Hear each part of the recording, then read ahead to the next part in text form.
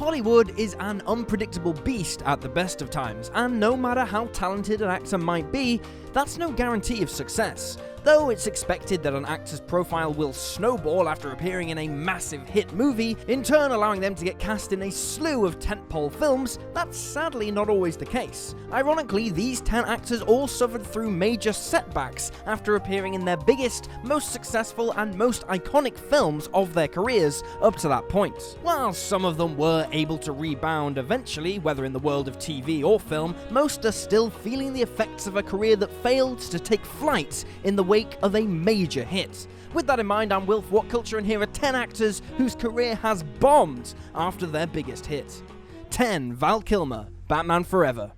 From the mid-1980s through to the mid-1990s, Val Kilmer was one of Hollywood's hottest young properties. With a whole bunch of successful roles, it seemed like Kilmer was set to be a popular Hollywood mainstay forevermore. Kilmer being cast as the Dark Knight in 1995's Batman Forever seemingly cemented his standing in the industry, and the film's solid commercial performance suggested he'd return for at least a few sequels. But interestingly enough, Kilmer opted to not reprise the role for Batman and Robin, and after appearing in Michael Mann's Heat later in 1995, found himself suffering through a brutal run of critical and commercial duds. In honesty, his career never recovered from turning down Batman, with his last 25 years in the business being largely defined by the tawdry likes of The Island of Dr. Moreau and a slew of straight-to-VOD action duds. Some would say it's wise to avoid Batman and Robin. I mean, the film is garbage.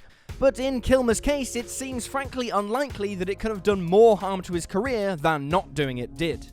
9. Kate Hudson, Almost Famous. Kate Hudson exploded onto the A-list in 2000 with her unforgettable performance as Penny Lane in Almost Famous, for which she even received a Best Supporting Actress Oscar nomination. Although Hudson had all the talent and the potential to take the Jennifer Lawrence post-Oscar path, that is, racking up a slew of awards-nominated performances while appearing in occasional blockbusters, she actually hasn't had a single critically acclaimed leading role in a film in the 20 years since. Beyond supporting roles in the likes of Kung Fu Panda 3, great film, Hudson's post-Almost Famous filmography is littered with low-effort romance and comedy duds like How to Lose a Guy in 10 Days, You, Me and Dupree, and just so much other forgettable trash. Now, not every actor is always actively gunning for award-caliber roles, but Hudson's obvious preference for more lightweight fare ensures she's had to settle for periodic commercial successes instead of critical plaudits.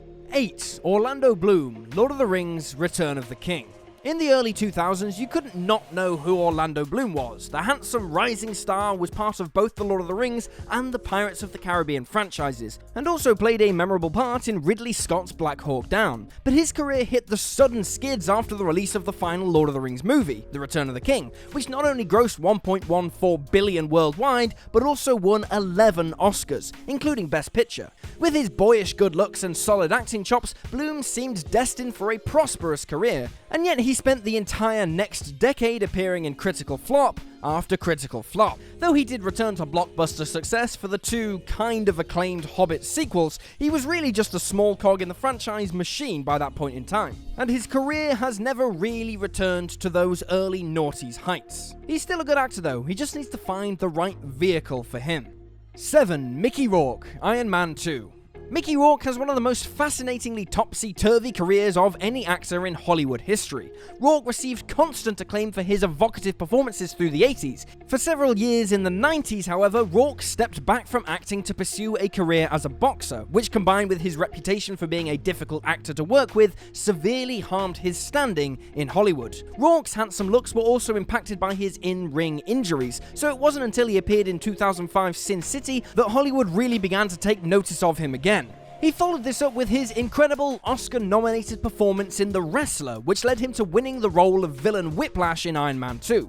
Though Iron Man 2 was by far the highest-grossing film of Rourke's career and should have ensured he became a tentpole mainstay, in the decade since he's appeared in just a single critically acclaimed film, the 2018 horror anthology Nightmare Cinema. Sadly, he just appears in low-effort straight-to-VOD films these days, squandering an immense amount of talent in the process.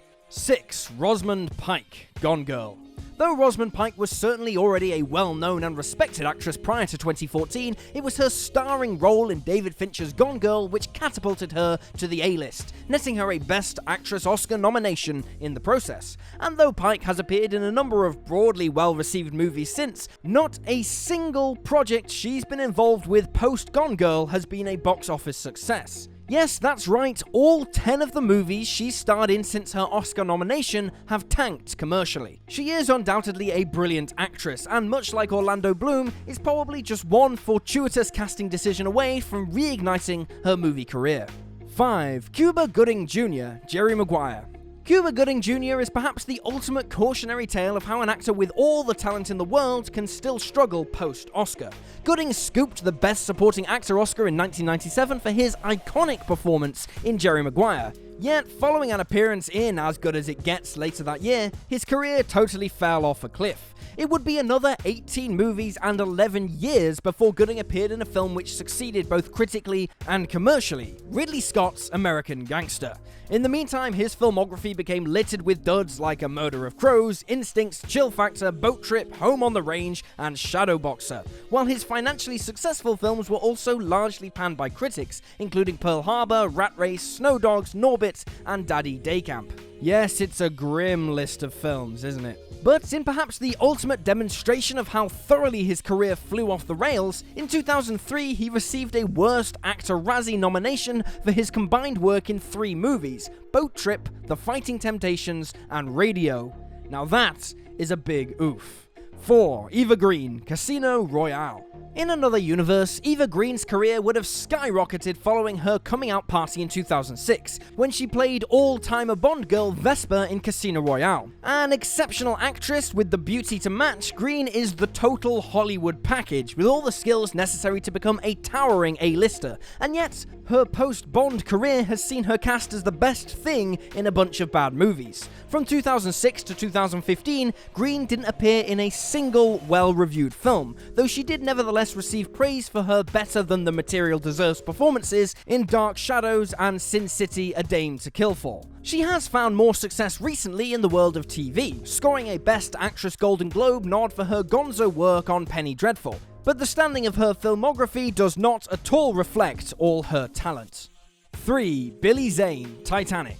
Like basically every single actor involved with James Cameron's Titanic, the Best Picture award-winning blockbuster is the most successful film of Billy Zane's career.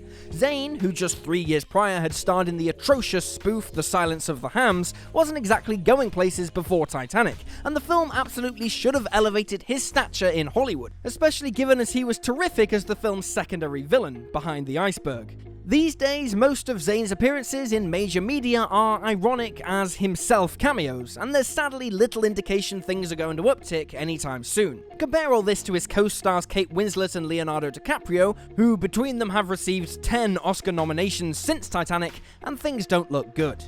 2. Brandon Routh, Superman Returns. It's a depressing thought that playing Superman can both be the best and worst thing to happen to a rising actor, but that's definitely true in the case of Brandon Routh. A largely unknown Routh was plucked out of obscurity to play the Man of Steel in Bryan Singer's 2006 reboot sequel Superman Returns, and despite Routh's strong performance, the film received a lukewarm response both from critics and general audiences. Despite the immense visibility the role lent to him, Routh's Hollywood trajectory never quite took off in the way most would have expected. The planned Superman Returns sequel was eventually scrapped, and beyond small supporting roles in Zack and Miri Make a Porno and Scott Pilgrim vs. the World, he has no major or acclaimed films to his name.